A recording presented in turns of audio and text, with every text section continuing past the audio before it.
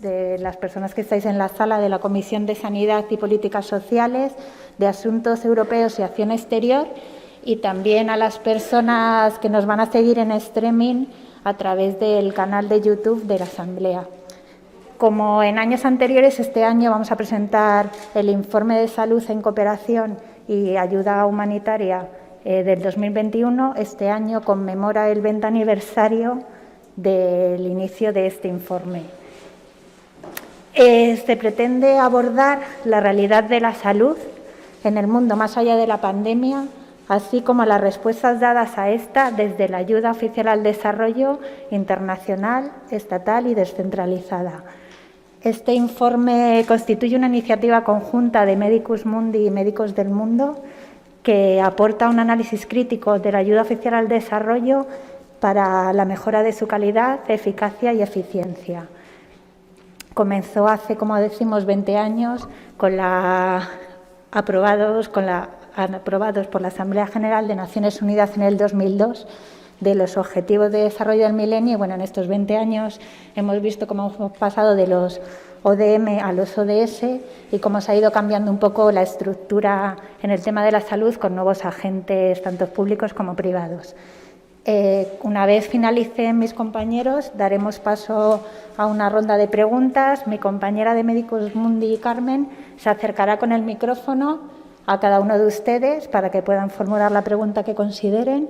Y, bueno, sin más, voy a dar paso, en primer lugar, a nuestro compañero Félix Fuentenebro Fernández, que es el director de la Federación de Asociaciones de Medicus Mundi en España. Y después tomará la palabra nuestro compañero David Conde Caballero, vicepresidente segundo de misión de programas internacionales y programas estatales y autonómicos de Médicos del Mundo. Muchas gracias, esperamos que sea de vuestro interés. Gracias, Patricia. Diputadas, señores y señoras.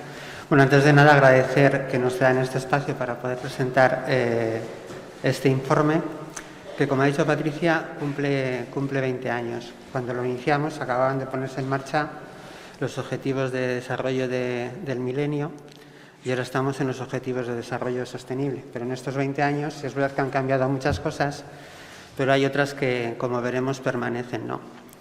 Y una de las que permanece es, y lo ha puesto en evidencia la pandemia, es el desgobierno de la salud global, ¿no? Que es uno de los temas que tocamos y que más me preocupa. El informe lo que vamos a hacer es un poco de recorrido. Primero damos unas puntadas sobre cuáles son los temas de salud que más nos preocupan. Vemos qué hace la cooperación internacional de manera breve, qué hace la cooperación española, para aterrizar en qué hace la cooperación descentralizada y la cooperación extremeña.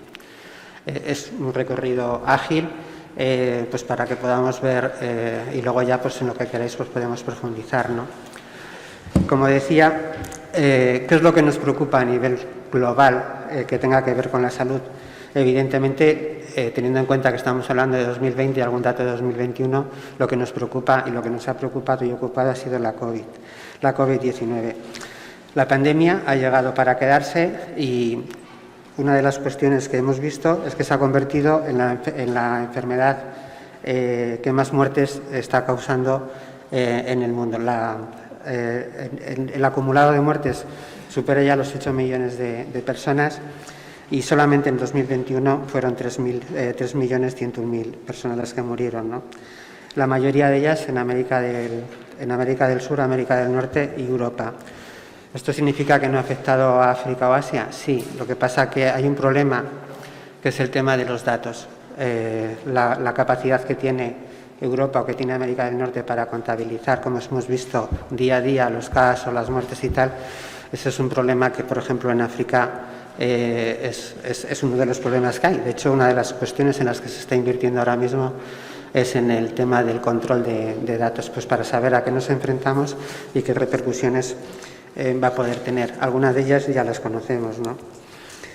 La COVID no solamente en sí misma ha sido un problema, sino todo lo que ha generado a su alrededor. Y uno de los problemas mayores ha sido el que hay otros muchos programas que se estaban poniendo en marcha, que estaban funcionando muy bien, que se han visto interrumpidos. Programas de lucha contra el VIH-Sida, malaria, tuberculosis, hepatitis, han frenado, se han dejado de hacer, y eso lo que va a suponer es que se van a incrementar la mortalidad por culpa de estas enfermedades, y también pues la fragilidad de los propios sistemas que no han podido dar cobertura a las personas enfermas, ¿no?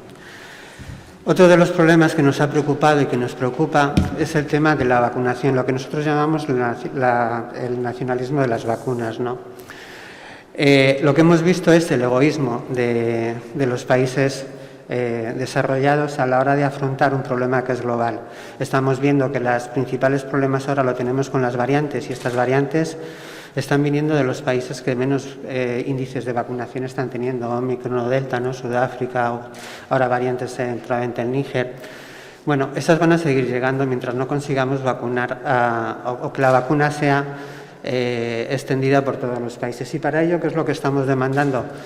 Pues lo que han demandado todos en la euforia del problema, que la vacuna sea un bien público global y que, se haga algo con el tema de las patentes. No decimos que la liberación de las patentes vaya a ser la solución a todos los problemas, pero cuando menos lo que sí que pedimos es que se discuta si esa puede ser una solución para evitar pues lo que estamos viendo ahí, ¿no? Que continentes como el continente africano pues apenas alcanza el 15% de vacunación, ¿no? Mientras otros continentes y otros, y si hablamos de países, ya no digamos, están muy por encima, ¿no?, de esas cantidades.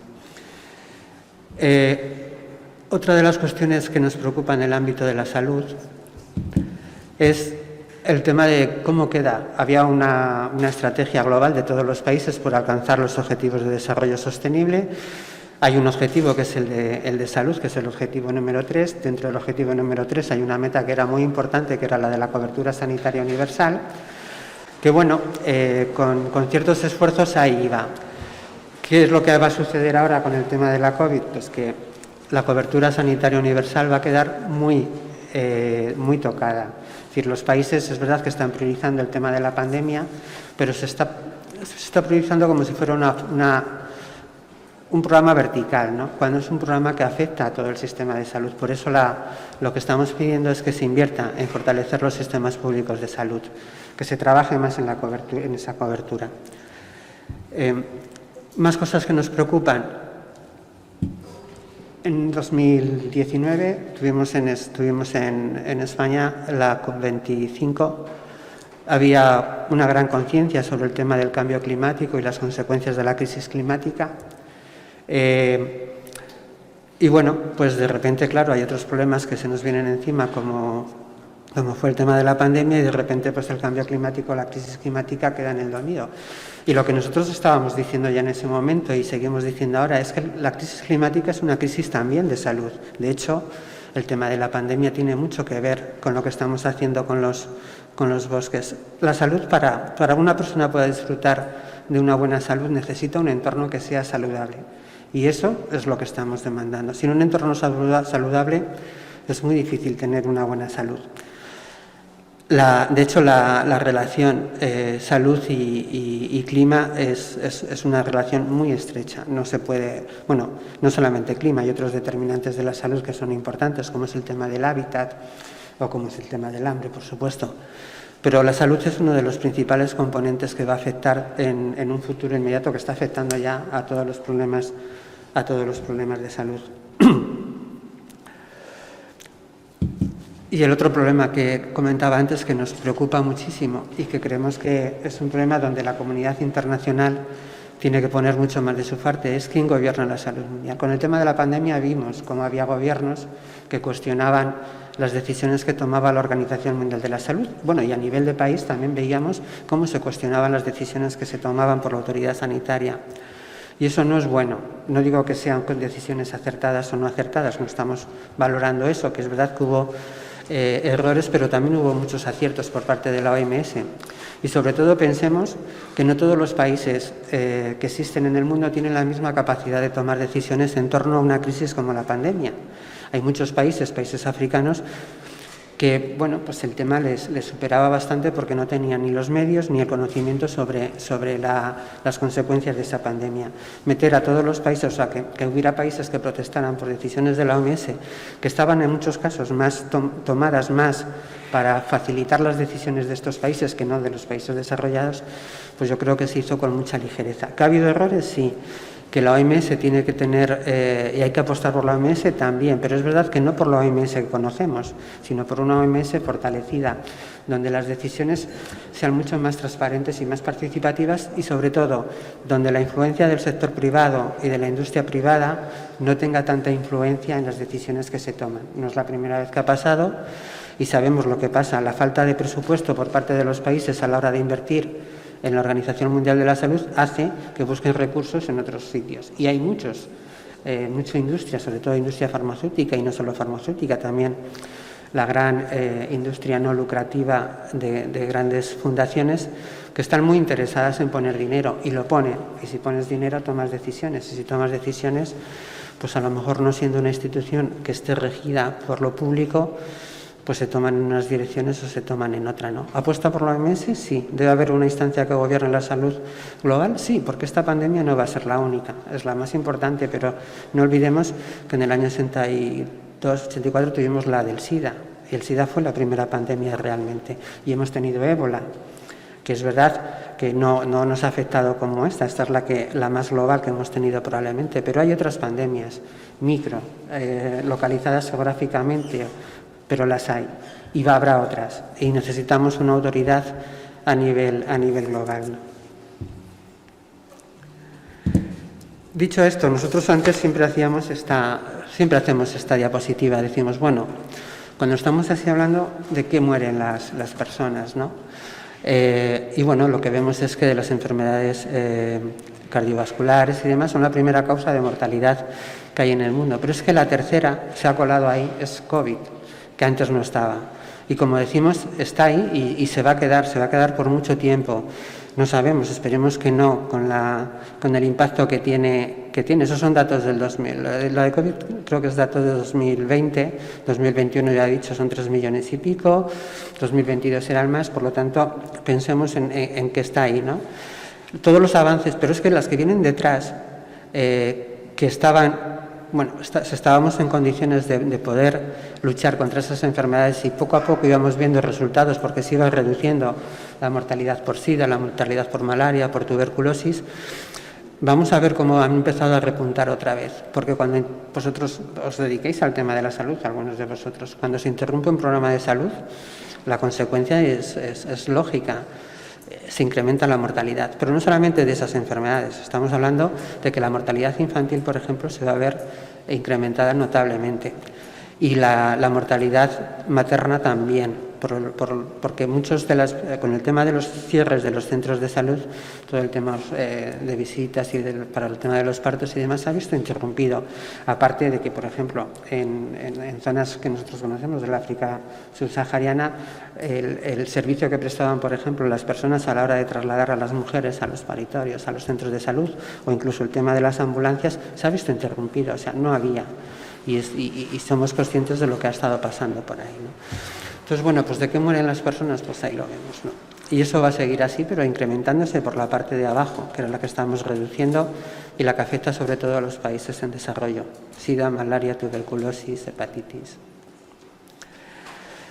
Comentaba, ¿qué es lo que está pasando? ¿Qué es lo que hemos visto que ha pasado? Pues que ha habido al menos 100 países que han interrumpido los programas de SIDA, de malaria y de tuberculosis. Pero es que además ha habido 155 países que han interrumpido algunos de los otros programas por culpa de la pandemia. Hay que destinar recursos a la pandemia, pero no solamente recursos económicos, sino muchos de los recursos humanos. Lo hemos visto aquí también, como sobre todo el tema de las visitas, el tema de cardiovascular, por ejemplo, se ha disparado también la mortalidad. Pues porque la gente no ha seguido los programas que estaba siguiendo, se ha interrumpido y esas son las consecuencias.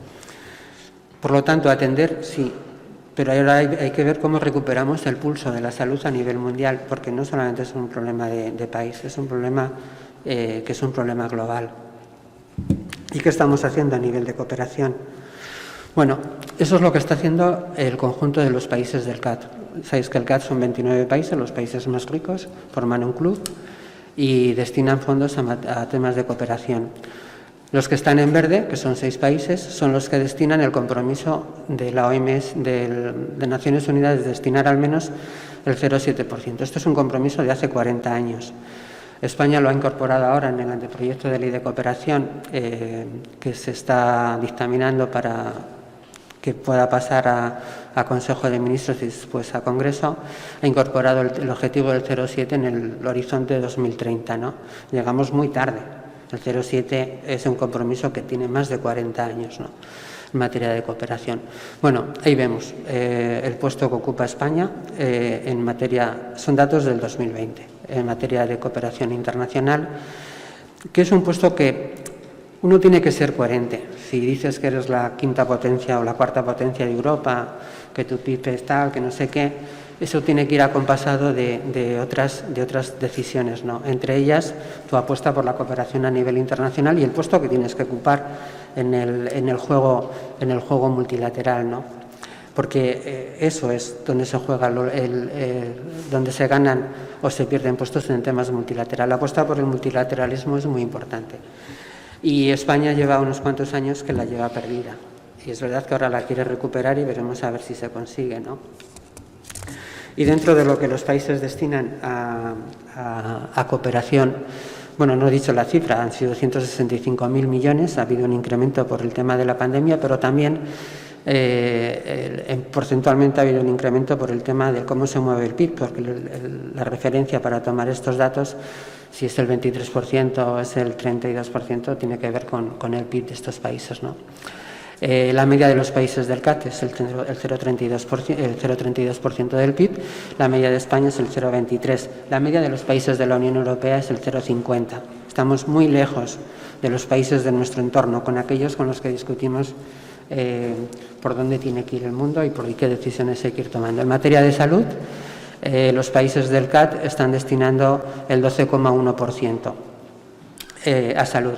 Ha bajado, normalmente se mueven en torno al 14% y nos ha extrañado porque, hombre, es verdad que son datos 2020, vamos a ver lo que pasa en el 2021, pero decíamos, en un año de pandemia, aflojar en temas de salud no es una buena decisión.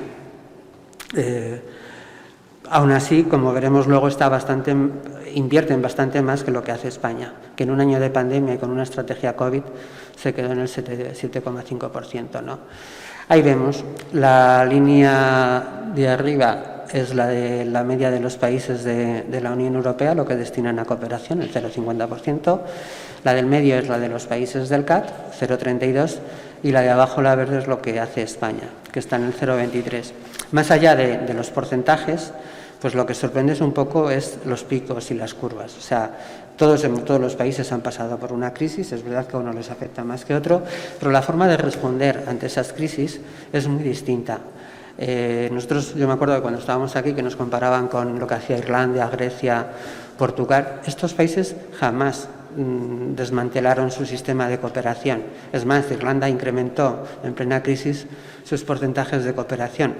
Por eso hay decisiones que se toman en una situación de crisis, que las toman unos países y otros la toman de manera distinta. Se puede hacer de las dos maneras. A nosotros nos hubiera gustado que no se hubiera desmantelado. En el año 2015, creo que tocamos suelo, que el CAT, los miembros del CAT, hay un compromiso de no destinar menos del 0,15%, y España destinó el 0,12% y le dieron un toque, y es por eso que empezó también a remontar en materia de cooperación, ¿no? Y esto es lo que hace España, como digo. Ahí veis una columna que es de 2015, creo que es, o 16, que tiene como dos colorines. Eso es porque ese incremento de AOD tiene que ver con la deuda que se condenó en ese año a Cuba, que se imputa como cooperación, pero bueno, es un poco una anomalía, ¿no? De aquí lo que nos interesa un poco es la tendencia, que sí que vemos que parece que se sostiene, pero no es suficiente. Tenemos que recuperar mucho tiempo perdido y esperamos hacerlo con los presupuestos del 2021. Ya incrementaban al 0,25 y los del 2022 el presupuesto incrementa a 0,28. Bueno, una cosa es lo que presupuestamos, otra cosa es lo que ejecutamos. Esperemos que se ejecute todo lo que se ha presupuestado y estaremos en una senda correcta, ¿no? Bueno, como comentaba, la media de los países que destinan los países de esta cooperación era el 12,1%. Esto es lo que destina España. España es un referente en materia de salud. De hecho, para América Latina, por ejemplo, los componentes de acceso a la salud es muy importante, el sistema de salud y el sistema de descentralización de la salud también, son modelos que se copian. Entonces, siendo un referente, lo que no se entiende es que sea un sector al que se destina tan poco dinero, ¿no? Los países, cuando haces cooperación, tienes que decir dónde soy bueno y dónde puedo aportar. Y España puede aportar en salud mucho más de lo que está aportando, pero tienes que comportarte y tienes que tener ese liderazgo en materia de salud, y no siempre se tiene. Y eso es lo que demandamos. Como veremos luego, a nivel autonómico hay mucha más sensibilidad con salud de lo que lo hay a nivel de la Administración General del Estado. Sectorialmente, de lo que se destina a salud, son 3 sectores: salud básica, salud general y salud sexual y reproductiva. Ahí hay mucho más equilibrio y es un equilibrio mucho más razonable, ¿no? Y llegamos a la cooperación descentralizada, la cooperación que realizan las comunidades autónomas. Antes hemos visto el comportamiento de la cooperación que hace la Administración General del Estado. Como veis, la cooperación descentralizada fue mucho más sensible con la cooperación de lo que se fue a cooperación estatal. Veis que no hay el pico del 2011 y 2012, pero empezó a recuperarse mucho antes de lo que lo ha hecho la cooperación de la Administración General del Estado. La cooperación descentralizada destina casi todo lo que destina a cooperación lo destina además a necesidades sociales básicas, lo cual es también una buena y una orientación muy positiva. Y entramos en lo que hacen cada una de las comunidades. Para poder saber cuál es el esfuerzo que hace una comunidad como Extremadura, pues lo tenemos que comparar con el esfuerzo que hacen el resto de comunidades, ¿no? Y como vemos aquí, las instituciones públicas de Extremadura han destinado al conjunto de la AODE 9.425.624 euros.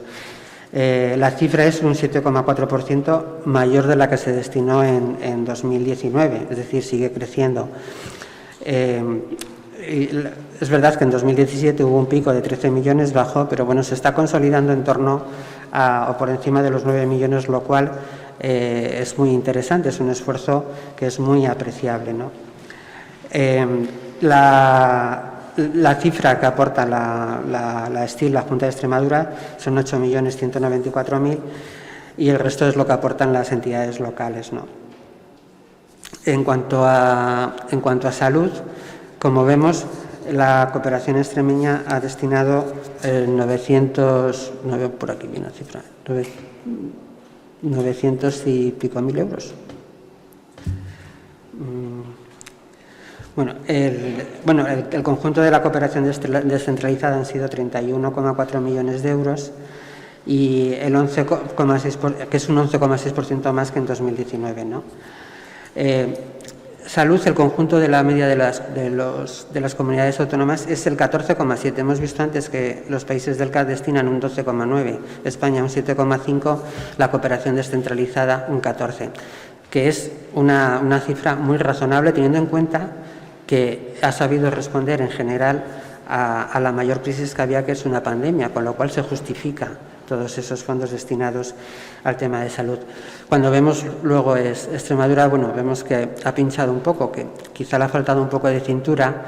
Extremadura ha destinado un 10 y pico %, se ha quedado 4 puntos por debajo de la media de las comunidades autónomas y lo que estamos pidiendo es que hay que tener esa cintura. Cuando hay una crisis humanitaria hay que atender una crisis humanitaria, cuando hay una crisis fuerte de salud pues también hay que atenderla y hay que tener un poco de margen y de cintura pues para responder a la prioridad del momento sin abandonar el resto de prioridades, porque cuando estamos hablando de solidaridad y de África y de problemas de desigualdad en América Latina, todo es urgente y todo es importante. Esta es la evolución que ha tenido la cooperación extremeña. La línea azul es la ODE total y la línea naranja es la ODE en salud. Bueno, como vemos, ha pasado por buenos momentos y por muy malos momentos. Nos quedamos con que a partir del 2015, creo que es 2015, empieza a crecer. 2017 tuvo un pico muy importante, igualando los mejores números que tuvo, los mejores presupuestos que estuvo en cooperación, y como decíamos, ahora pues bueno, está ahí entre 8 o 9 millones de euros que se va manteniendo, ¿no? Que son cifras razonables. En salud sí le pedimos un poco más de esfuerzo. Creemos que el valor añadido que tienen las comunidades autónomas, que tienen las transferencias, que tienen las competencias transferidas en el ámbito de la salud, da para liderar este sector en materia de cooperación y da para una mayor inversión, ¿no?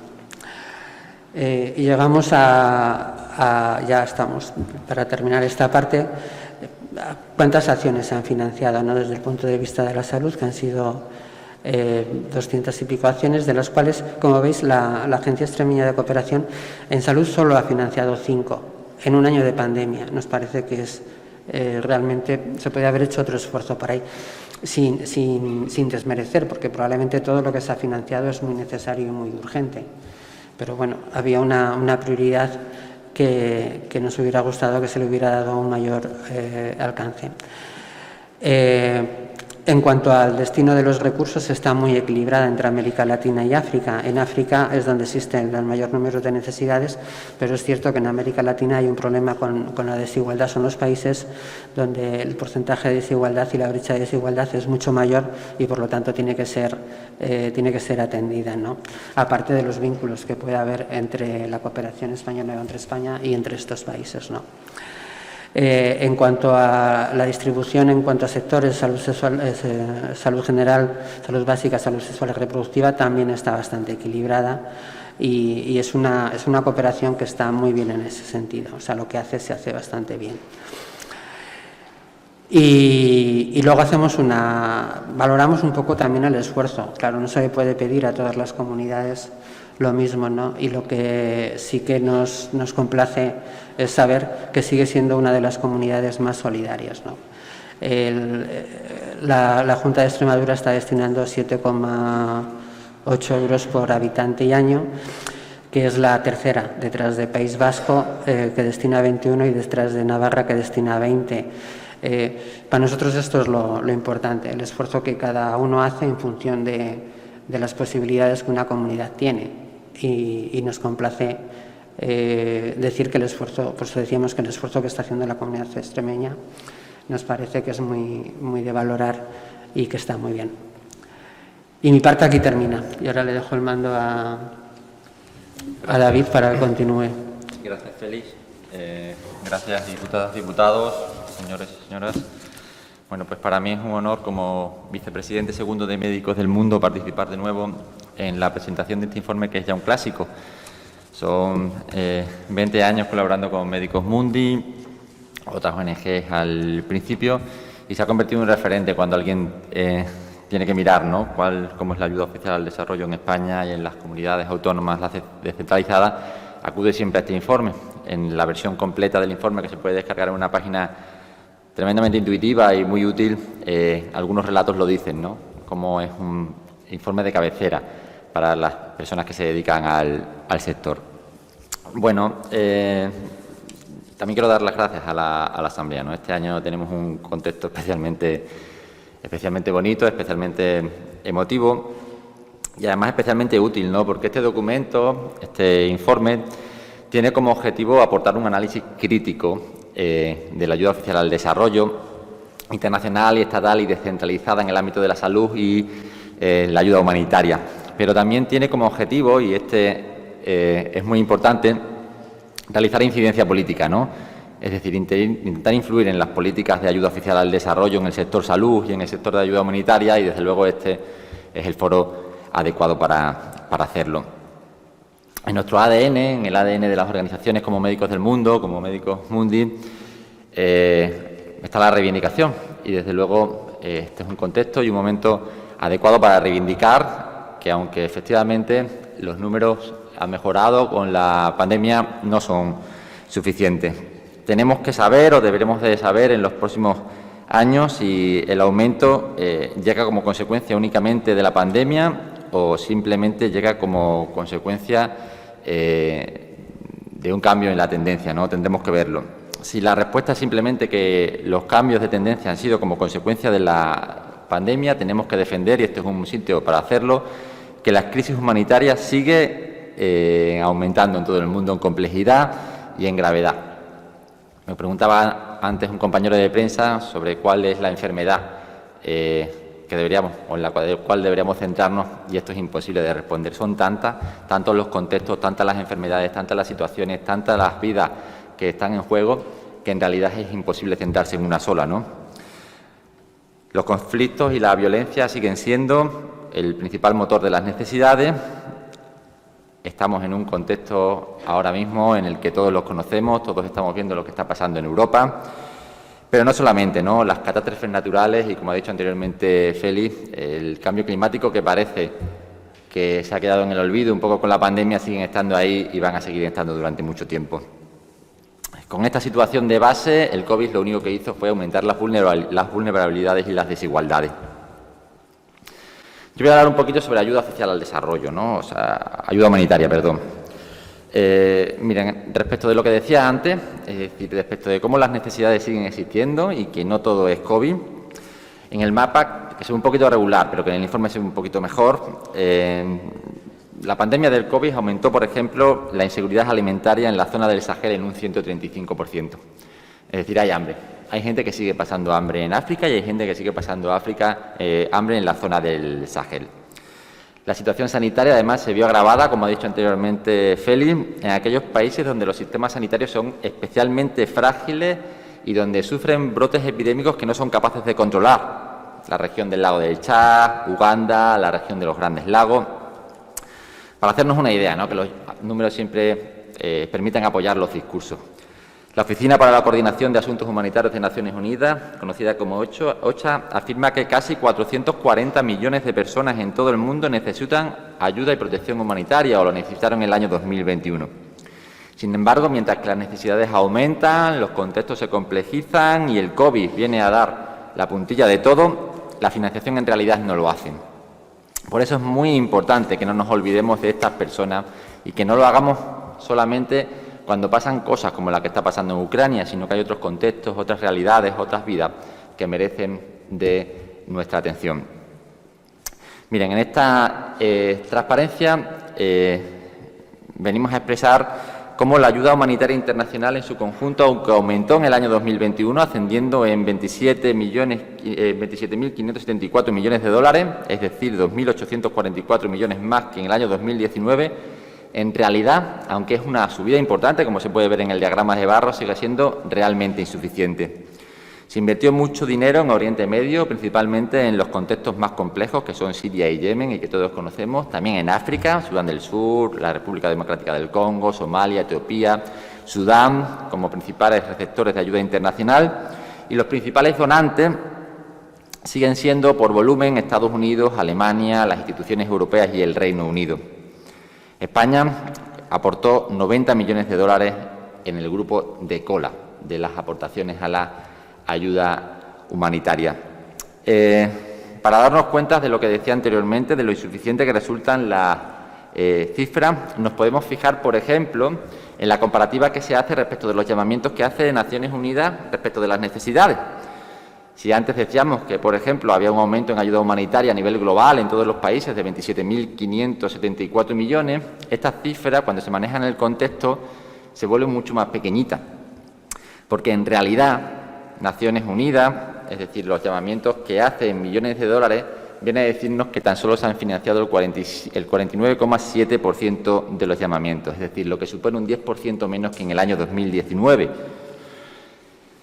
Ello incluye, ojo, el Plan Global de Respuesta Humanitaria de COVID 2019, que recibió un total de 3.801 millones de dólares, tan solo el 40% de los solicitados.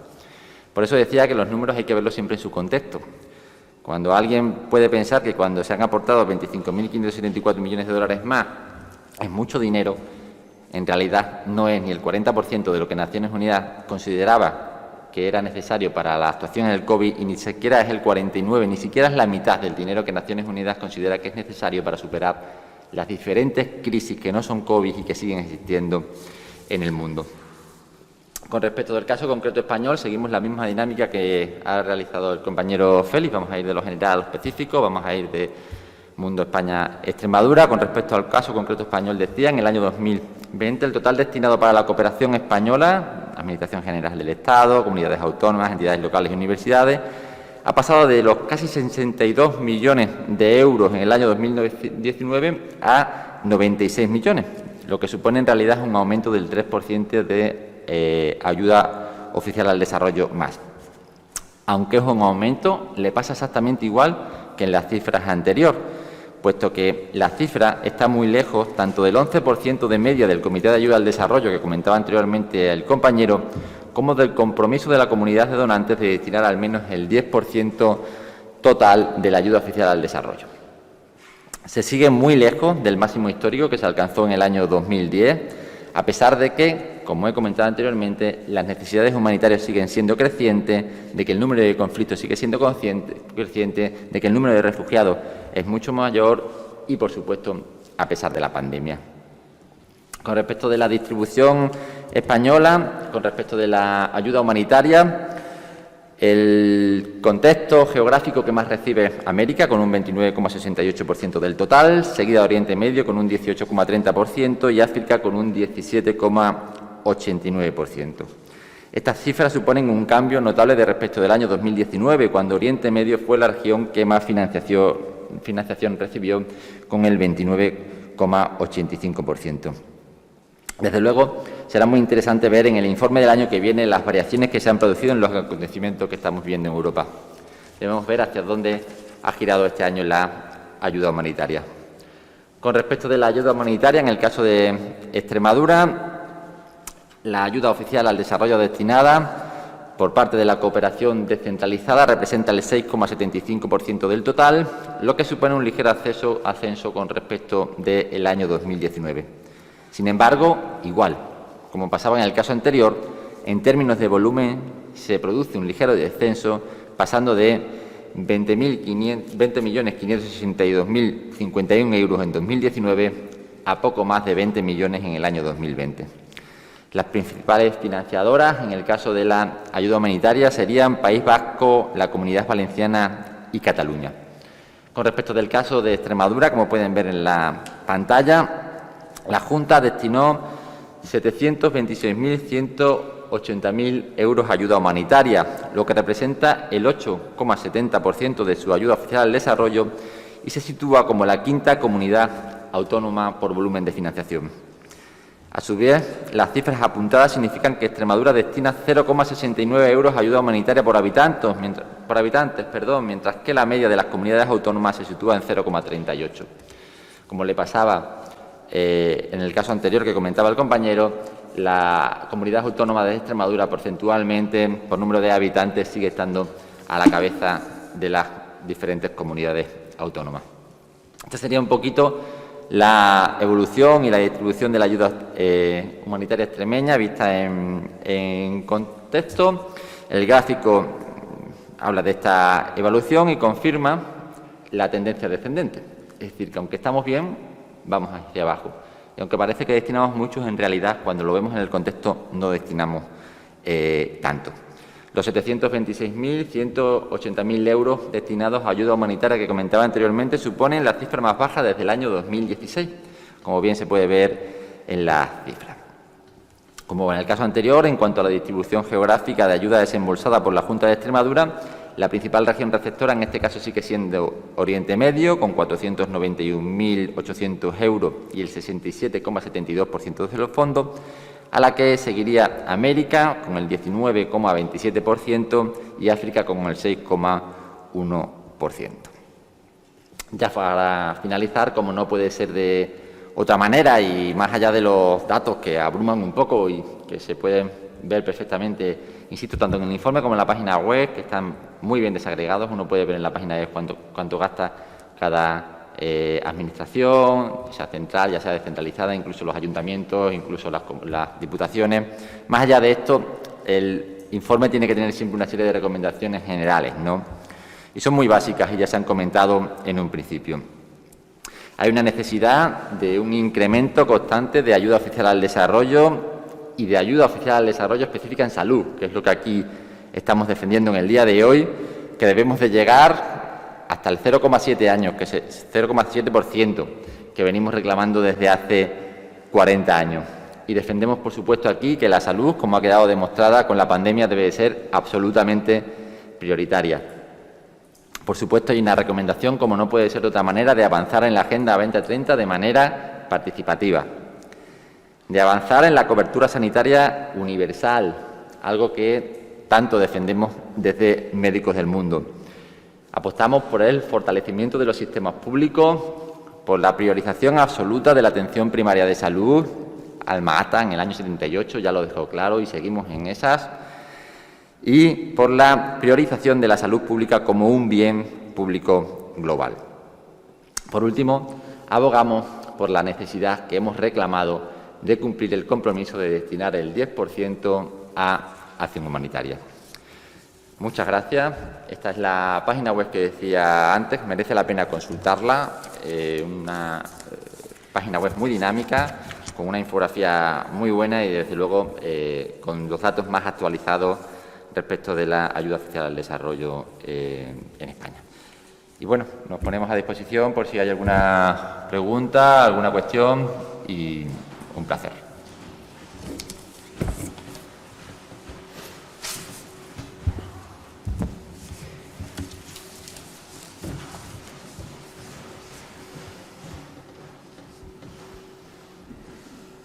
Sí. Hola. En nombre de mi grupo, ¿me escucháis? ¿Se escucha? Sí. En nombre de mi grupo quiero dar las gracias por la presentación del informe La salud en la cooperación al desarrollo aquí en la Asamblea de Extremadura. Bienvenidos. Es la primera vez que lo presentáis aquí, por lo que es sumamente gratificante poder escuchar de vosotros esta explicación, esta ayuda que se ha hecho en humanitaria, y sobre todo en una época que está marcada por la pandemia. Es importante lo que habéis comunicado, lo que habéis dicho, que Extremadura es la tercera comunidad que más invierte en función del número de habitantes y que está en cabeza, junto con otras comunidades, en la ayuda a cooperación, y sobre todo en una época que está marcada, como hemos dicho antes, por la pandemia, lo que ha hecho saltar por los aires muchos conceptos que teníamos, ¿no?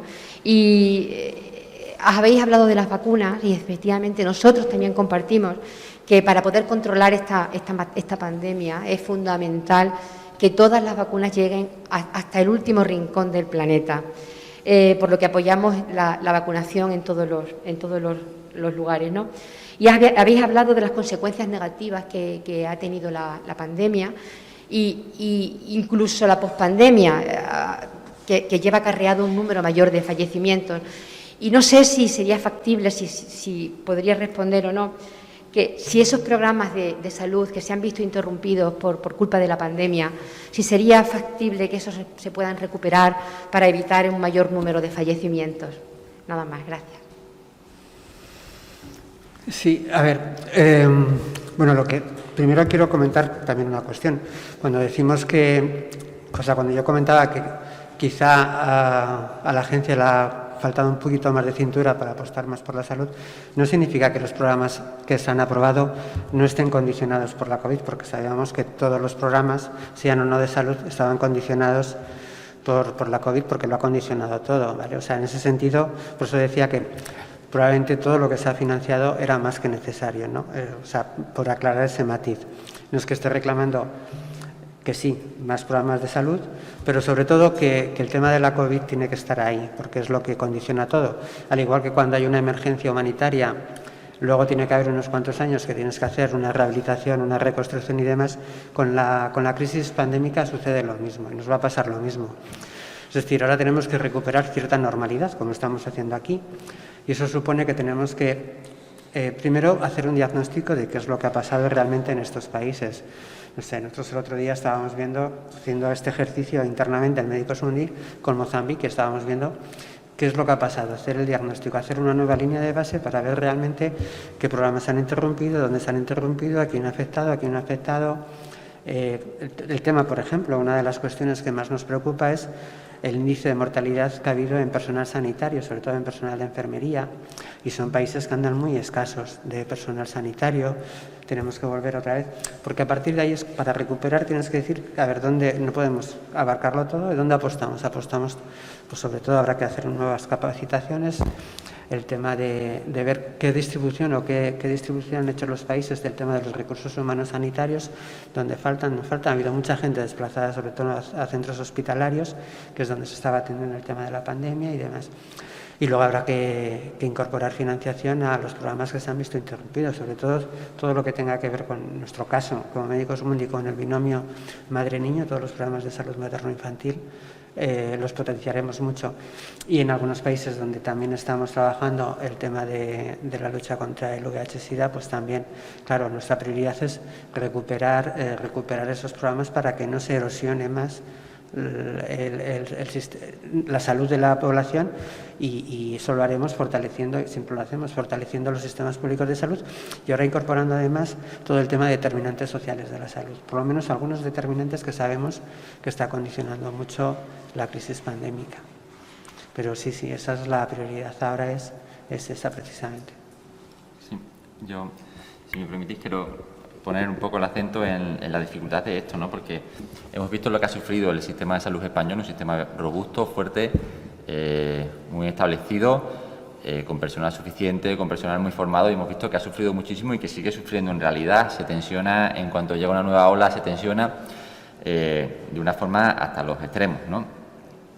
Claro, eso si lo ponemos en el contexto de países con sistemas de salud mucho más frágiles, se multiplica exponencialmente, y además no nos olvidemos de que la pandemia no ha acabado. Es decir, en algunos contextos donde la pandemia sigue estando muy presente. Por lo tanto, tenemos que ser conscientes de lo que supone eso para los sistemas de salud y lo que va a costar que esos sistemas de salud vuelvan a una cierta normalidad, ¿no? O sea, pensemos primero en nosotros, en el día a día, ¿no? ¿Cuánto nos está costando de recuperar la normalidad poco a poco? ¿Cuánto nos está costando la atención sanitaria, que a veces nos quejamos porque está un poco saturada? Pues imaginemos en contextos donde son mucho más frágiles, ¿no? Yo creo que esto hay que ponerlo también en el contexto que corresponde. Y perdona, decías de las vacunas. Las últimas cifras estaban en que más de 15 millones de vacunas han tenido que ser destruidas porque han caducado. España ha destruido 1 millón de vacunas. Es lo que llamamos el nacionalismo o el egoísmo por el tema de la vacunación. Es decir, yo creo que, lo he dicho antes, nos ha faltado generosidad a la hora de hacer una buena planificación a nivel internacional, quien gobierna la salud, con el tema de las vacunas. Cuando digo quién gobierna la salud, es que la salud la ha gobernado el egoísmo y el dinero, es lo que ha pasado. Y eso es lo que entendemos que hay que corregir a futuro.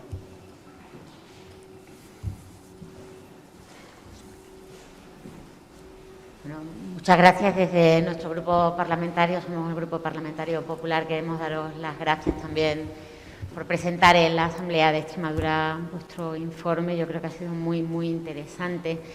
Y dos cuestiones. Una, si tenéis datos de cómo ha funcionado en estos países la transmisión comunitaria, si realmente ha podido o no suponer una especie de vacunación colectiva, aunque es dolorosísimo. El dato que habéis citado, comparto la reflexión, que mientras se están tirando vacunas hay lugares en el mundo donde hacían tanta falta. Y luego habéis citado en vuestra intervención al medio ambiente también como uno de los factores importantes que afectan a la salud y que se están abandonando. Y sobre todo en países como el Congo, que también habéis citado el Congo, pues los ataques que se están produciendo a la selva, ¿en qué medida pueden o no afectar también a la salud global de todos, si tenéis ese dato en vuestra hoja de ruta? Muchas gracias. Bueno, A ver, con el tema de la transmisión comunitaria. Bueno, en África los datos son los que son, o sea, el índice de vacunación apenas alcanza en su global el 15% y hay países que no llegan ni al 3%, o sea, países como Gambia o de memoria, ahí había algunos. Está muy, muy bajo, sobre todo algunos tienen una única dosis, otros dosis, y el problema que hay ahora es que es verdad que con el sistema COVAX había un compromiso de donar 2.000 millones de dosis antes del 31 de diciembre de 2021. Se han donado, creo que eran 500 y pico millones, pero el problema ahora es que hemos dejado que se produjera algo que cada vez es más frecuente, el tema de las falsas noticias. Y entonces ahora hay que convencer a esa población de que se vacune. Ahora ya no es un problema tanto, que también lo sigue siendo, de que no haya vacunas. Sabemos y nos consta que hay países que las tienen, pero la población no se quiere vacunar. ¿Por qué? Porque comentabas en América Latina, que es lo que está pasando también. No olvidemos que, por ejemplo, en Centroamérica hay un porcentaje de población indígena muy importante. Guatemala creo que es el 60% entre diferentes poblaciones indígenas. Y las comunidades indígenas, su comportamiento ante los temas de salud es distinto. Mezclan el tema de la medicina tradicional con la medicina bioética que utilizamos aquí, pero están en ese proceso, ¿no? Y el tema de la vacunación es un tema muy sensible. Pues bueno, ya sabéis, ¿no? En algunos países que si les estamos inyectando, en fin, o sea, hay un montón de creencias con las que hay que luchar. Entonces, en un primer momento, como no iba a haber vacunas, no se molestaron en desmentir todo lo que empezaba a divulgarse por estos países. Y cuando se ha intentado hacer, pues es que a lo mejor hemos llegado tarde, ¿no? De hecho, uno de nuestros trabajos en Centroamérica, una de las cuestiones que estamos haciendo precisamente es sensibilizar sobre las bondades, no solamente porque sería un error centrada en la vacuna de la COVID, sino de todas las vacunas y sobre todo de todas las vacunas pediátricas que afectan a los niños. Entonces, tenemos que volver otra vez a recuperar todo ese tiempo, todo ese trabajo que veníamos haciendo con las mamás, de lo importante que es que lleven a los niños a vacunar, de qué vacunas hay que ponerles. Hay que volver a hacerlo, porque hay que reforzar esa idea para conseguir reforzar sobre el tema de la vacuna de la COVID. Y en África es muy parecido. Bueno, en África aún los bulos han corrido mucho más y es mucho más problemático. ¿Cuáles serán las consecuencias? Pues no lo sé, pero no hay mucho. O sea, ahora ya digo, una de las prioridades es sensibilizar para que se vacune y no está siendo nada sencillo. No, hay muchas creencias y sobre todo en la medida en que la enfermedad, ellos ven que se va normalizando el tema de la pandemia, pues el interés por la vacuna cada vez está siendo menor. Luego has preguntado algo de Oriente Medio. No. De medio ambiente.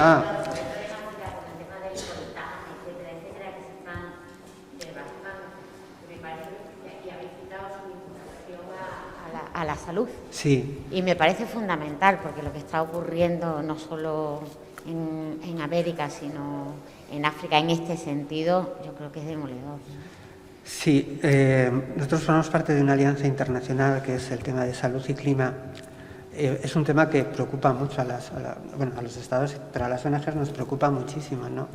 Porque cada vez se está convirtiendo en un determinante mucho más importante para la salud. La mortalidad por temas relacionados con la mala salud, con el mal clima, cada vez son más elevados. Las estimaciones que está haciendo la OMS de cuánta gente puede morir si no se mejora los indicadores relacionados con el clima son abrumadores. No solamente en las grandes ciudades, porque a veces lo que hacemos, creo que es un error, focalizar el problema del cambio climático en la contaminación, en las urbes, en los humos y tal, pero lo que estabas comentando es cierto, o sea, cómo se está erosionando el medio ambiente, los pulmones que tiene la tierra y demás, pues es un problema. Pero claro, por otro lado, esos países necesitan una alternativa. O sea, si Europa y América del Norte han crecido, progresado en base a estigmar su medio ambiente, claro, ¿con qué derecho le estás diciendo a estos países que son pobres, que tienen un recurso, que no lo pueden utilizar porque hay que salvaguardar al mundo? Entonces ellos dicen, vale, dame algo a cambio.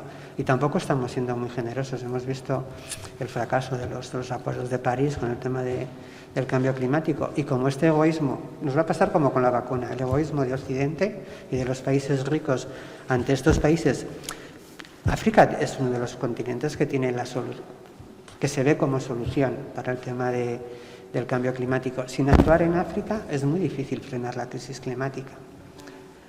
Y no solamente por lo que piensan las empresas de comprar emisiones y estas cuestiones desde un punto de vista comercial, no, o sea, es por otros muchos motivos. Entonces, es importante que pensemos que va a ser uno de los grandes factores.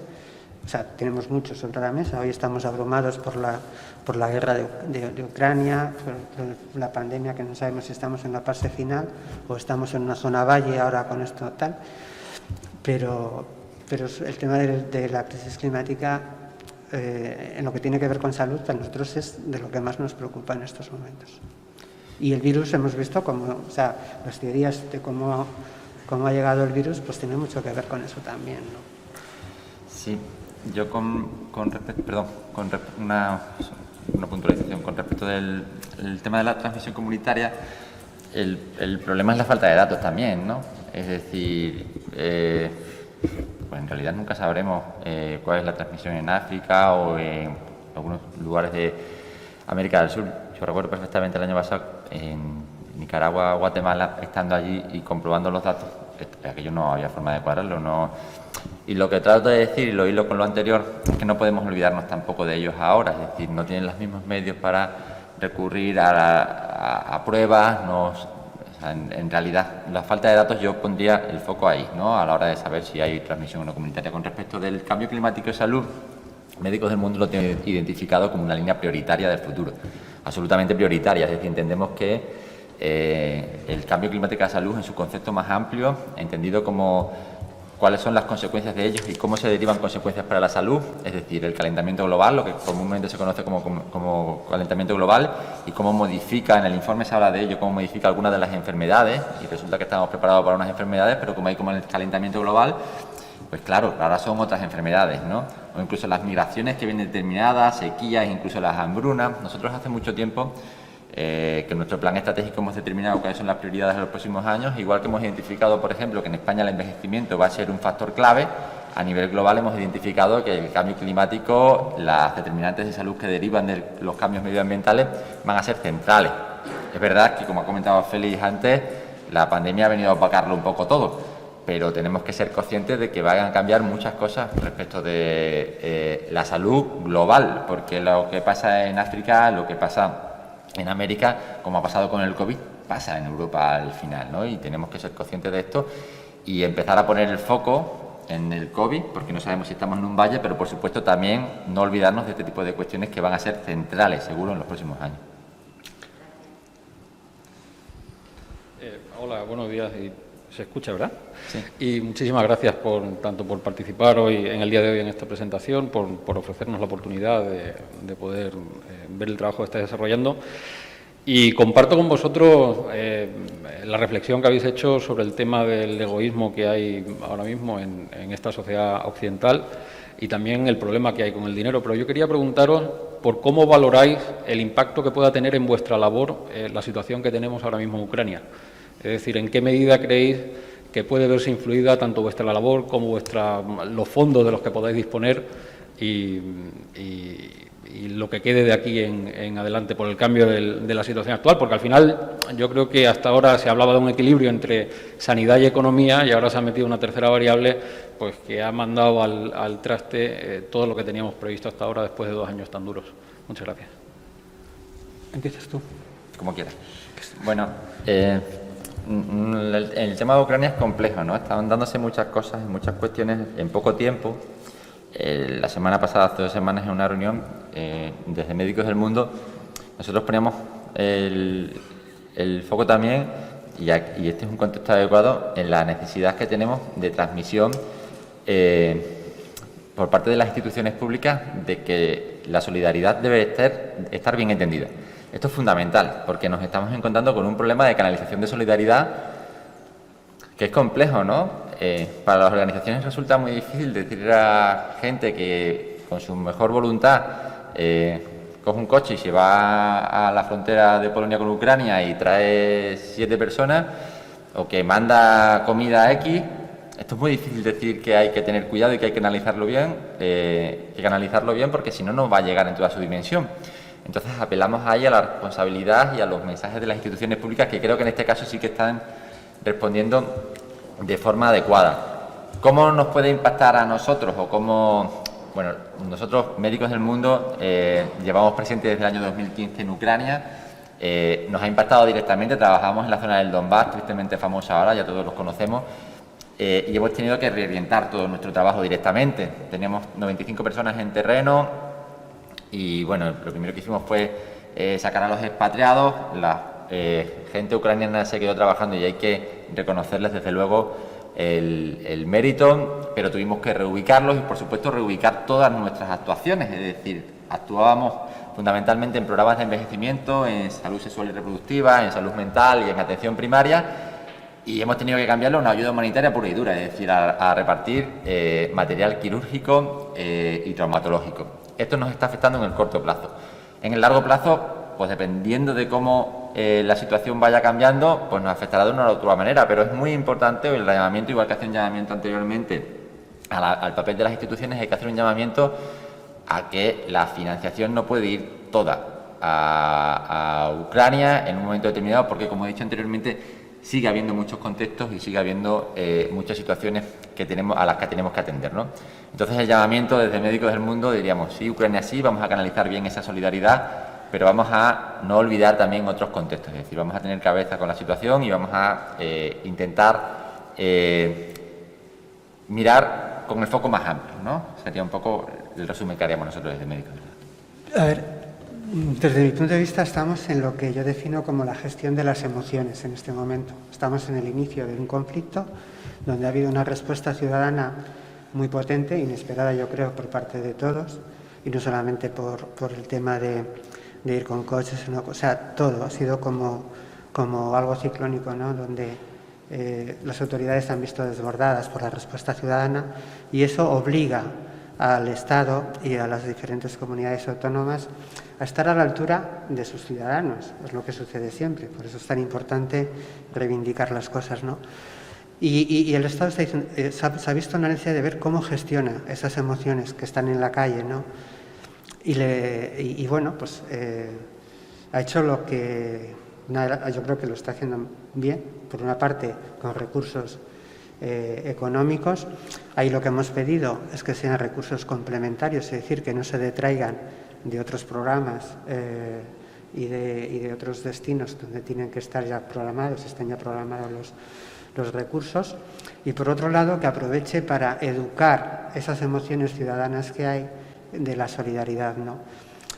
Esos impulsos son buenos emocionalmente porque uno se tiene que sentir útil ante una crisis de esta magnitud que se está viviendo en directo, pero aparte de sentirse útil, lo que hace tiene que ser útil y tiene que ser una ventaja, ¿no? Entonces estamos pidiendo que se incorpore en todas las comunidades autónomas también, y al Estado lo hemos pedido, al ministro, el otro día estuve en una reunión con él, le pedíamos que hace falta una campaña, que ya lo están haciendo algunas, la agencia de cooperación, la CIC, tiene una parte de cómo donar, qué donar, cómo hacer y cómo no hacer, para reconducir esos impulsos, ¿no? Es muy difícil gestionar. Yo empecé en cooperación, estuve 4 años en la guerra de los Grandes Lagos, en Congo, y me acuerdo también hubo muchas emociones con aquella, fue en verano, en julio y tal, y fue televisada también, y se produce mucha solidaridad, ¿no? Y gestionar esas emociones es muy complicado, porque no le puedes decir a la gente que no haga lo que quiere hacer para sentirse útil. Tienes que ver cómo intentas flexibilizar y reconducir. Y eso, claro, te complica mucho las cosas, pero hay que tener, yo creo que se está haciendo bien, se está reconduciendo bien, y hay que ver lo que dura, porque claro, esto poco a poco se va apagando, no porque el conflicto se vaya a terminar, sino el propio cansancio. Ahora llega Semana Santa, la gente tiene que cambiar el chip, tal.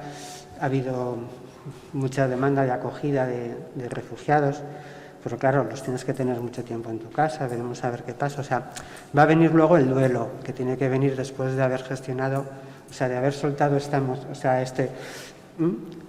tiene que haber un reposo, y vamos a ver cómo se gestiona ese reposo. Y ahí las administraciones, tanto autonómicas como el Estado, tienen mucho que decir o sea, un pueblo es solidario no por un brote de solidaridad, sino porque lo es, está en la base, está en la naturaleza de las personas. Y es muy importante gestionar eso, y es muy importante hacer pedagogía, y los programas de educación para la ciudadanía son muy importantes, apostar por eso, ¿no? Para que ese puesto se mantenga, porque esa espontaneidad es buena, hay que reconducirla en algunos casos, pero es buena, y es bueno que esté, y por eso cuando se hacen los eurobarómetros estos, España es uno de los países donde menos se discute la cooperación, pero luego eso hay que ir acompañado de los hechos. Aquí, desgraciadamente, es verdad que la ciudadanía reclamaba más cooperación y los diferentes gobiernos, sobre todo los gobiernos diferentes gobiernos han ido recortando esa cooperación. ¿Nos va a afectar? En la medida en que a Ucrania se destinen fondos complementarios no comprometidos para otros programas, hombre, afecta porque el discurso está ahí, la narrativa está ahí, es lo prioritario junto con la pandemia, son los dos focos. Pero nosotros reclamamos, hay otros muchos focos abiertos y otras muchas crisis.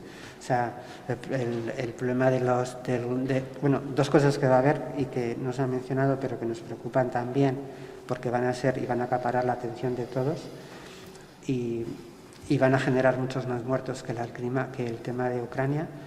Son probablemente las hambrunas que va a haber, que es consecuencia de una parte de lo que está pasando en Ucrania. Pero pronto empezaremos a oír hablar de hambrunas en la zona del Sahel y en el Cuerno de África, y van a ser muy potentes, y va a haber muchas víctimas ahí. O sea, son crónicas en el Sahel las hambrunas, desde hace ya unos cuantos años. Nosotros hacemos programas humanitarios en esa zona, llevamos haciéndolos desde el 2011, y cada año van a peor, sin conflictos como el de Ucrania. Y en el Cuerno de África no estamos, pero es lo mismo, bueno, sí estamos en una zona. Y es lo que nos preocupa desde el punto de vista humanitario, o sea, las hambrunas que va a haber. Y van a ser muy poderosas. ¿Estamos a tiempo de corregirlas? Sí, pero volvemos otra vez a lo de antes. O sea, los países desarrollados a veces pues les falta ese punto, ese ir más allá de lo inmediato, ¿no? O sea, la crisis de Ucrania bien, conocen las consecuencias que va a tener en el tema humanitario, pero no se están poniendo todavía decisiones ahí, en esa parte. Y son muy necesarias, y van a ser muy necesarias.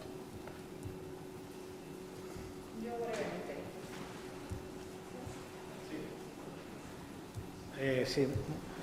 Buenos días y agradeceros vuestra presentación. Yo soy del Grupo Ciudadanos y quiero agradecer desde mi grupo la presentación del informe. Y también me gustaría hacer una cuestión sobre el fondo del informe. Es cuando se habla de ayuda oficial, habéis hablado de la ayuda oficial directa, pero también puede existir otro tipo de ayuda que es la indirecta, en el sentido de la cuestión fiscal que permite, como en los países anglosajones, una fiscalidad bastante dinámica permita a que las personas privadas puedan destinar fondos a la cooperación. Si el marco fiscal español es o no, y el extremeño, que también tenemos competencias sobre el IRPF, por ejemplo, podría ser mejorable o se puede mejorar para incentivar también la ayuda privada a la cooperación. Esa es mi pregunta principal. Y agradecer de nuevo vuestra posición de hoy. Sí, esa es una pelea vieja de las ONGs. Hace unos años ya se consiguió avanzar notablemente con el tema de la declaración fiscal, sobre todo con el tema de particulares, pero es cierto que, el modelo anglosajón y el americano también responde a una cultura, ¿no? Donde me ha ido bien en la vida, entonces me siento como obligado a devolver a la sociedad parte de mi éxito personal, ¿no? Y es muy frecuente, por eso las fundaciones americanas y anglosajonas suelen ser las fundaciones de mucho capital también. Aparte que es una cultura donde no existe como aquí la necesidad de cada uno tener su propia fundación, sino que alguien como Bill Gates es capaz de juntar a las fortunas más importantes de Estados Unidos y que todas sumen a la misma fundación. Aquí es como que cada uno su fundación, ¿no? Entonces, eso también es una cosa a corregir y forma parte de la educación. Pero si me preguntas si se puede mejorar, sí. Si hay margen para mejorar la fiscalidad, para que las ayudas, lo que la gente destina a temas no solo temas de cooperación, porque también a temas de patrimonio. Por ejemplo, los fondos o las ayudas que se destinan, los donativos que se destinan a arte, creo que desgravan bastante más que lo que se destina a cooperación. Que bueno, hay una fiscalidad que sí que es mejorable. Mejoró bastante con la última reforma, pero hay margen. Y es una de las demandas nuestras precisamente para incentivar aún más la participación de la ciudadanía, ¿no? Que ya digo que no está mal. Ahora ya sabes que es progresiva. El tercer año de donar a una misma entidad, el porcentaje de desgravación es interesante. Pero bueno, siempre creemos que hay margen. También es cierto que, por ejemplo, en el mundo anglosajón, los Países Bajos yo creo que ya lo hacen, tienen un sistema para computar no solamente la ayuda oficial al desarrollo, sino la ayuda que hacen los particulares, y eso suma. Es como si aquí pues todos los donativos que hacen los ciudadanos de Extremadura sumaran a la ayuda oficial al desarrollo, tendrías el cómputo real de solidaridad de la comunidad, ¿no? Fiscalidad, sí, totalmente de acuerdo. Yo, una puntualización. De acuerdo con lo que dice Félix, y también hay que entonar el mea culpa de las organizaciones, a veces, no solamente con la fiscalidad, que no nos corresponde, pero sí con el cambio de cultura, a lo mejor, ¿no? Es decir, en España también no tenemos una cultura quizás como puede haber en otros contextos, y probable que las organizaciones tengamos mucho trabajo que hacer ahí, ¿no? Es decir, para que la gente entienda qué es lo que hacemos, cómo lo hacemos, dónde se destina el dinero, y esto a veces también hace falta un poco de pedagogía, hace falta por parte de las instituciones, pero también por parte de las organizaciones. Por lo tanto, yo creo que es un global también, no solamente fiscalidad, sino también la cultura en torno a la ayuda oficial al desarrollo, también desde mi punto de vista personal es mejorable. Hola, buenas tardes. Yo, muy brevemente, soy portavoz de cooperación del Grupo Parlamentario Unidas por Extremadura y os he escuchado, os agradezco enormemente el esfuerzo que habéis hecho de plantear todo el resumen de los datos que habéis puesto en el informe, y también me pongo a plena disposición para si queréis que presentemos alguna iniciativa en la Asamblea de vuestro trabajo, de realidades que estéis viendo, ¿no?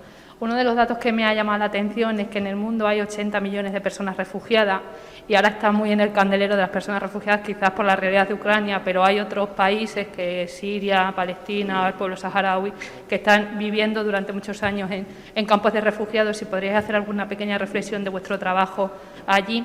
Y luego, por otro lado, también he visto de lo que habéis contado es, por un lado, cuando llegó la pandemia, todas las otras enfermedades parece que se paralizaron, que la intervención tenía que poner ahí el foco, y creo que hay que ir con la visión también, cómo se tiene previsto trabajar en otra nueva enfermedad que estamos viendo que aquí en España ha salido y que también saldrá en otros países, como es el tema de la salud mental, que va a repercutir en muchas personas donde vais a intervenir, ¿no? Si tenéis previsto también esa planificación de intervención, y nada, que nos conté vuestra experiencia, y agradeceros enormemente lo que nos habéis contado. Muchas gracias. Refugiados. A ver, nos gustaría que lo que está pasando con los refugiados ucranianos se hiciera en España con todos los refugiados. No es fácil digerir estas excepciones cuando te dedicas a lo humanitario. Entonces, nosotros lo que reclamamos es que esa mayor sensibilidad que se está teniendo con los ciudadanos de Ucrania se pudiera tener con otros colectivos, aunque no sean blancos y rubios.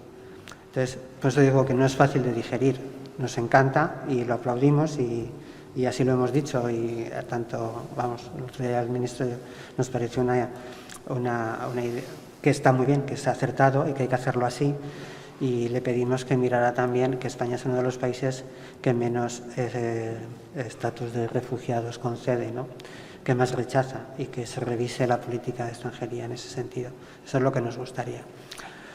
Y con el tema de la salud mental, nosotros no lo trabajamos. Vosotros creo que sí. Nosotros no lo trabajamos porque tenemos mucho respeto al tema de la salud mental. Es un tema, hay que controlar lenguas nativas, hay que controlar culturas. Nos parece que es un campo muy complicado, muy complicado. Hemos hecho algún amago y algún intento, y nos parece que es es un tema muy importante cada vez más, y con el tema de la pandemia se ha agravado notablemente. Pero ya no digo eso, yo sé que nosotros en algún conflicto en el que hemos intervenido, después hemos intentado trabajar en programas, y es si ya aquí en España, conociendo cultura, idiomas, códigos y demás, se te hace complicado, imagínate en estos países. No, nosotros no lo hacemos. Nos parece, y lo reclamamos, creemos que es importante, y apoyamos financieramente cuando se hace localmente, pero nosotros, como Médicos Mundi, en principio no. Bueno, yo de las dos cuestiones respecto de los refugiados, pues sí, es decir, aparte de los 10 millones que se prevén que haya del conflicto que está habiendo en Ucrania, pues efectivamente hay muchos otros contextos. No nos olvidemos también del contexto centroamericano, que no son refugiados como tales en cuanto a la conceptualización que deberían de ser, pero son personas que están huyendo de su propia casa porque se sientan amenazadas por la violencia, por los motivos políticos, y ahí hay muchas personas que están en un flujo migratorio continuo que cuando llegan a Estados Unidos se encuentran con un tope. Ahora parece también que nos hemos olvidado un poco, pero estas imágenes llegaron a ser muy habituales. Con respecto a algunas crisis, nosotros, por ejemplo, el caso de los campamentos refugiados de saharauis la conceptualizamos en Médicos del Mundo como crisis olvidada, por lo que comentabas anteriormente, ¿verdad? Son crisis que están ahí, que siguen estando y que parece que no están, pero siguen estando. Nosotros, como decía Feli anteriormente, sí que trabajamos en la salud mental. De hecho, es una línea prioritaria de Médicos del Mundo. De hecho, no era una línea prioritaria cuando estábamos en Ucrania antes del conflicto y lo sigue siendo ahora. Es decir, hemos desplazado equipos de psiquiatras especialistas en salud mental a Ucrania, pero no solo es que entendamos que la salud mental es fundamental, sino que también la reclamamos para el caso de España. Entendemos que la salud mental en España no está bien tratada. Es decir, es una de las grandes lagunas del sistema. Yo creo que eso lo sabemos todos y las organizaciones tenemos la obligación, cuando trabajamos en salud, de decir que la salud mental es una parte de la salud exactamente igual que otra y que si no se atiende con normalidad tenemos que hacer o intentar hacer esfuerzos. Entendemos que sí, por supuesto, ha sido agravada hasta límites que probablemente lo conoceremos en los próximos años con la pandemia, pero para nosotros sí es una vía fundamental de actuación, tanto fuera, insisto, pero este matiz es importante, como dentro, porque en España también hay necesidades de salud mental.